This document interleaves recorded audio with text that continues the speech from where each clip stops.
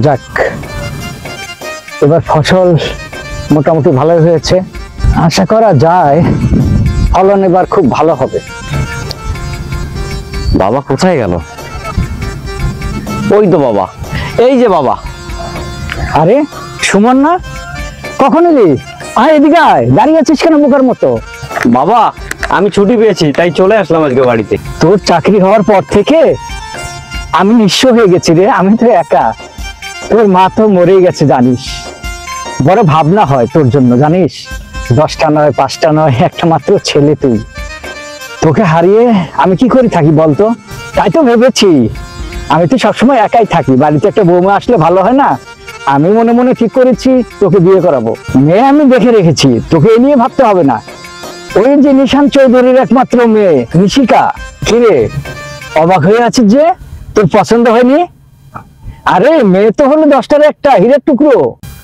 বাবা তোমাকে একটা কথা বলবো বলবো করে এখনো বলাই হয়নি। আরে পাগল, কি বলবি বল। বাবা আমি একজনকে পছন্দ করি। বল, কোন জমিদারের মেয়ে, কোন শিল্পপতির মেয়ে সে? বাবা সে কোনো জমিদারের ঘরের মেয়ে না, তাহলে? আমাদের গ্রামের করিম চাচার মেয়ে নীলা। নীলা মানে ওই আমাদের বাড়িতে যে চাকরের কাজ করতো করিম মিয়া, তারই মেয়ে নীলা? হ্যাঁ বাবা, কিন্তু নীলা বাবা খুব ভালো মেয়ে। চুপ করো! যে আমাদের বাড়িতে কিনা চাকরের কাজ করেছে তার বাড়ির মেয়ে হবে আমাদের এই জমিদার বাড়ির পুত্রবধূ? কিভাবে কিভাবে তুমি এত নিচে নামতে পারলে? ভাবতে পারো একবার কি ভেবেছিলে তোমার এই বাবার কথা? ছি, লজ্জায় ঘৃণায় আমার মাথা নিচু হয়ে আসছে। তুমি হলে এই শহরের সবচেয়ে সম্ভ্রান্ত পরিবারের সন্তান। এই বাড়ি গাড়ি টাকা পয়সা ঐশ্বর্য প্রাচুর্য সবই তো তোমার জন্য, আর তুমি কি না?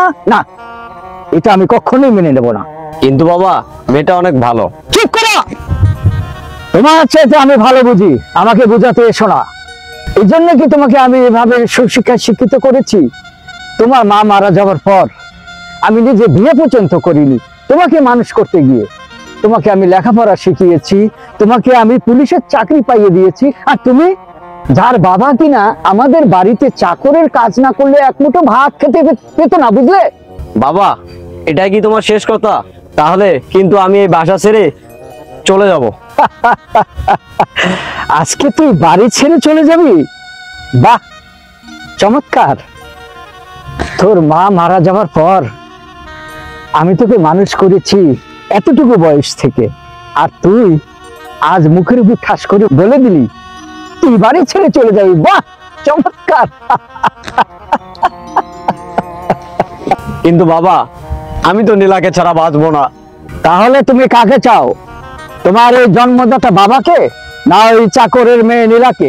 বাবা আমার দুজনকেই লাগবে। আমি যেমন নীলাকে ছাড়া বাঁচবো না, তেমন তোমাকে ছাড়াও বাঁচবো না বাবা আমি। না, আমি বেঁচে থাকতে আমার বাড়িতে ওই চাকরের মেয়ে বধূ হয়ে আসবে এ আমি কখনোই মেনে নেব না, কখনোই না। প্রয়োজনে এই বাড়ির দরজা তোমার জন্য সারা জীবনের জন্য বন্ধ হয়ে যাবে।